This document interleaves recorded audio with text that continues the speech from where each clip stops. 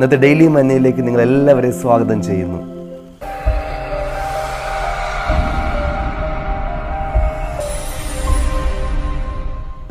ശമരിയ എന്ന് പറയുന്ന പട്ടണത്തിലേക്ക് ഒരു മനുഷ്യൻ വന്നതോടുകൂടി ആ ശമരിയ പട്ടണത്തിൽ വലിയ മാറ്റങ്ങളുണ്ടായി. ജനങ്ങൾ ഉത്സാഹഭരിതരാണ്, സന്തോഷം കൊണ്ട് നിറഞ്ഞിരിക്കുകയാണ്. എന്താണ് സംഭവിച്ചത്? അവിടെ ഭരണമാറ്റമുണ്ടായോ? ഇല്ല. അവിടെ വികസനം വന്നതുകൊണ്ടാണോ ജനത്തിന് സന്തോഷം വന്നത്? അല്ലേ അല്ല. അതെ, അവിടേക്ക് യേശു ക്രിസ്തുവിനെ പ്രസംഗിക്കുന്ന ഫിലിപ്പോസ് എന്ന് പറയുന്ന സുവിശേഷകൻ കടന്നു വന്ന് യേശുവിനെ പ്രസംഗിക്കുകയാണ്. ഫിലിപ്പോസിലൂടെ വലിയ അത്ഭുതങ്ങൾ നടക്കുകയാണ്. രോഗികൾ സൗഖ്യമാവുകയാണ്. വലിയ വീര്യപ്രവർത്തികൾ തന്നിലൂടെ നടന്നുകൊണ്ടിരിക്കുകയാണ്.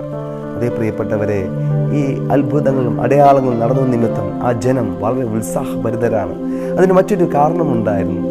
അവിടെയുള്ള ജനം മുഴുവനും ശീമോൻ എന്ന് പറയുന്ന ഒരു ആഭിചാരകൻ, ആൾദൈവം എന്ന് വേണമെങ്കിൽ പറയാം, ആ മനുഷ്യനെ വളരെയധികം ഭയപ്പെട്ടിരുന്നു. ആ മനുഷ്യൻ തൻ്റെ ആഭിചാരം കൊണ്ട് ആ ജനത്തെ എല്ലാം വളരെയധികം പേടിപ്പിച്ചിരുന്നു. ആ ജനം വളരെ ഭയത്തിന് അടിമകളായിരുന്നു.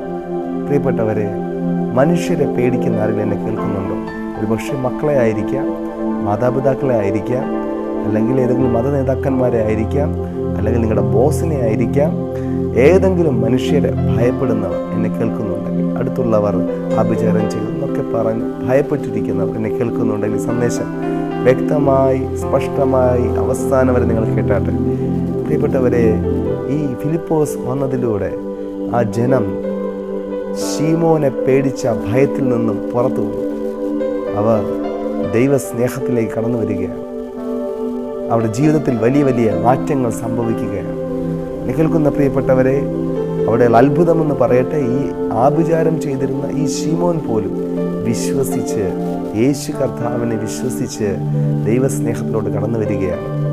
നിങ്ങൾ ഈ ദിവസങ്ങളിൽ യേശു കർത്താവിൽ വിശ്വസിച്ച് ദൈവകൃപയിലേക്ക് ആശ്രയിക്കുവാൻ തയ്യാറാണെങ്കിൽ നിങ്ങളുടെ ഭയങ്ങൾ മാറുകയാണ്. ഈ സന്ദേശം കേൾക്കുമ്പോൾ തന്നെ ഞാൻ പറയട്ടെ, മനുഷ്യർ എന്തിനാണ് ഭയപ്പെടുന്നത്?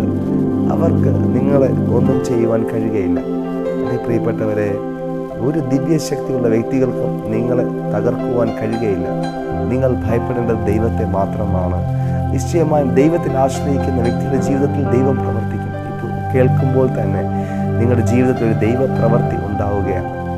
ലോകത്തിലെ മനുഷ്യരെ ഭയപ്പെടാതെ ഈ ലോക മനുഷ്യരെ സൃഷ്ടിച്ച ദൈവത്തെ ഭയപ്പെടുകയും ദൈവത്തെ ബഹുമാനിക്കുകയും ദൈവത്തിൽ ആശ്രയിക്കുകയും ചെയ്യുമെങ്കിൽ നിങ്ങളുടെ ലൈഫ് നിശ്ചയമായിട്ടും മാറ്റമുള്ളതായി മാറും, വ്യത്യസ്തമായ ജീവിതമായി മാറും.